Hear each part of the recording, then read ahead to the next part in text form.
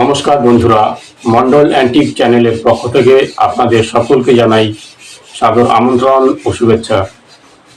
এই ভিডিওতে আজ আলোচনা করব ভারতের পুরনো নোট সম্পর্কে, ইন্ডিয়ান ওল্ড কারেন্সি।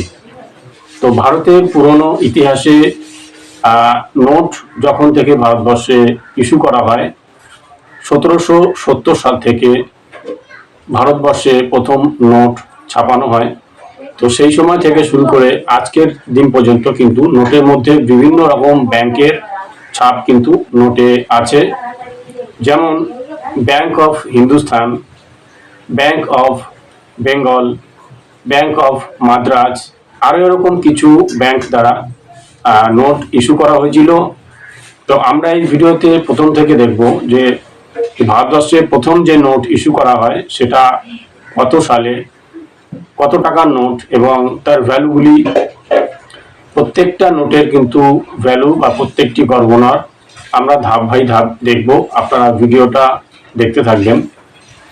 আপনাদেরকে আর একটা কথা আমি বলবো, আমার এই চ্যানেলের ভিডিওটি আপনারা যারা নতুন দেখছেন, ভিডিওটি ভালো লাগলে অবশ্যই একটি লাইক করবেন ও চ্যানেলটিকে সাবস্ক্রাইব করবেন। নোট এবং কয়েন সংক্রান্ত ব্যাপারে আপনাদের কিছু জানার থাকলে সেটা আমার ফোন নম্বরে বা হোয়াটসঅ্যাপ নম্বরে আমাকে জানাতে পারেন। আমার হোয়াটসঅ্যাপ নম্বর আগের ভিডিওগুলিতে দেওয়া আছে, আমি প্রত্যেক ভিডিওতে আমার নম্বর দিই না। তো আসুন এবার দেখতে থাকি ইন্ডিয়ান ওল্ড কারেন্সি। সাল 1770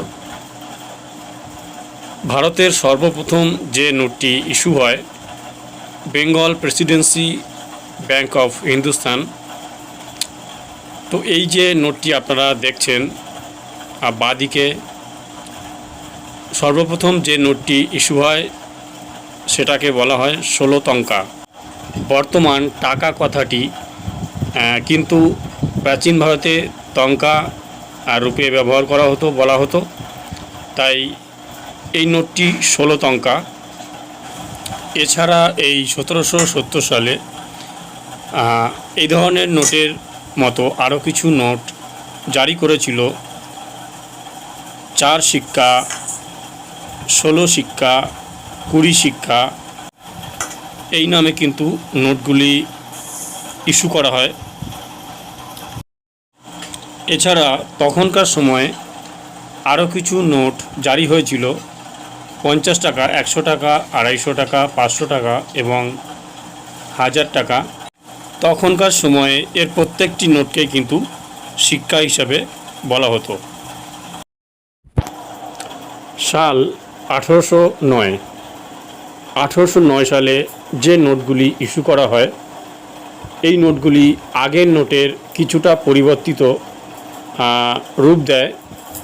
যেমন আগের নোটে যেখানে টঙ্কা লেখা থাকতো, সেই টঙ্কা শব্দটা বাদ হয়ে টাকা শব্দটা লেখা শুরু করেছিল। তো আপনারা স্ক্রিনে যে নোটটি দেখছেন, সিক্কা 250 টাকা। তো এইভাবে কিন্তু 1809 সাল থেকে 1864 সালে যে নোটগুলি ইস্যু হয়, এর প্রত্যেকটি নোটের মধ্যে কিন্তু এই টাকা শব্দটি ব্যবহার করা হয়েছে। এরপর 1809 সালে এই নোটের পাশাপাশি গোল্ড কয়েন কিন্তু ব্যবহার করা হতো, যেগুলোকে তৎকালীন সময়ে মোহর বলা হতো, 1 গোল্ড মোহর। তাছাড়া 50 রুপিস, 100 রুপিস, 250 রুপিস, 5000 রুপিস, 1000 সিক্কা রুপিস, এইভাবে কিন্তু প্রত্যেকটি নোটের মধ্যে এগুলি পাওয়া যেত। সাল 1809 সাল থেকে 1864 সালের মাঝামাঝি কিন্তু ব্যাংক অফ বেঙ্গল প্রতিষ্ঠা করেছিল। তো ব্যাংক অফ বেঙ্গলের ক্ষেত্রে যে নোটগুলি ইস্যু করা হয় তার ডিজাইন কিন্তু এইরকম। স্ক্রিনে যে নোটটি আপনারা দেখছেন, এটি 10 টাকার নোট 1806 সাল থেকে 1921 সাল পর্যন্ত এই নোটগুলি কিন্তু জারি ছিল। এই নোটের ক্ষেত্রে 10 টাকা, 25 টাকা, 50 টাকা, 100 টাকা, 500 এবং 1000 প্রত্যেকটি নোট কিন্তু জারি করা হয়েছিল।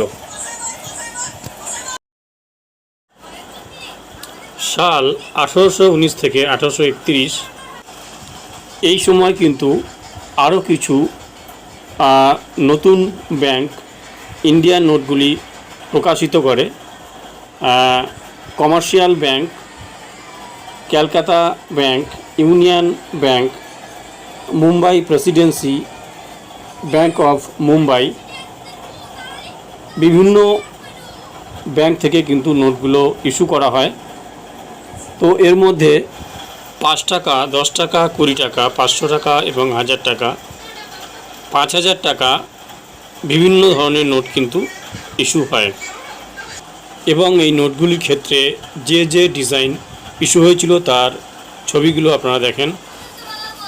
এরপর ক্রমে ক্রমে যে নোটগুলি ইস্যু করা হয়েছিল ব্যাংক অফ ওয়েস্টার্ন ইন্ডিয়া 1842 থেকে 1845 সাল পর্যন্ত, তারপর ওরিয়েন্টাল ব্যাংক 1845 সাল, এরপর কমার্শিয়াল ব্যাংক অফ ইন্ডিয়া 1845 থেকে 1866 সাল।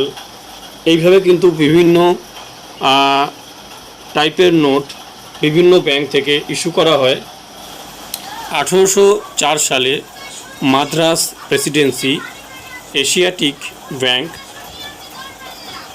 1806 থেকে 1843 সাল পর্যন্ত মাদ্রাস গভর্নমেন্ট ব্যাংক, 1843 সাল থেকে 1861 সাল পর্যন্ত ব্যাংক অফ মাদ্রাস। এইভাবে কিন্তু বিভিন্ন ব্যাংক থেকে নোটগুলি ইস্যু করা হয়।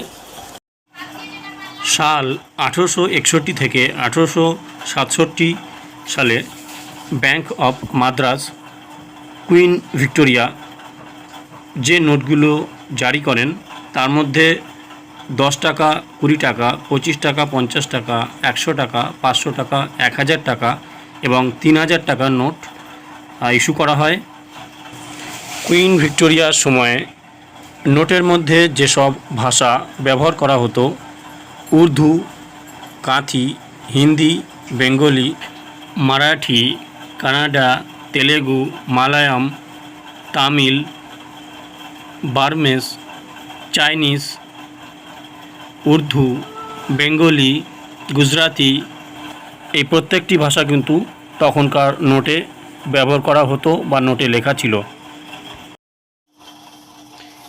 এরপর 1931 সালে গভর্নমেন্ট অফ ইন্ডিয়া একটি নোট ইস্যু করেন, যে নোটটি কিন্তু 10,000 রুপিস, 10,000 টাকার নোট।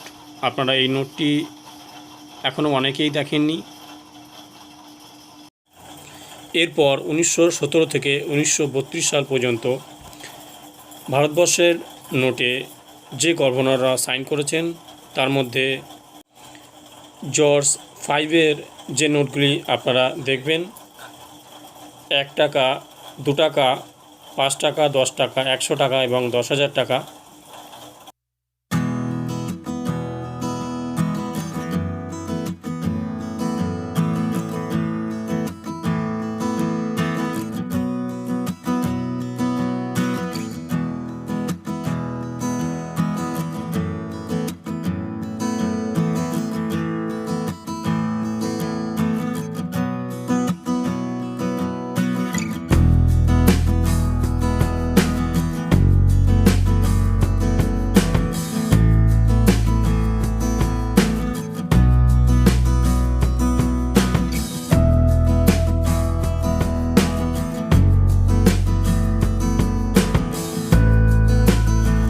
কিং জর্জ 5-এর পর কিন্তু 1949 সালে 1 টাকার আরও অন্য ডিজাইনের নোট ইস্যু করা হয়।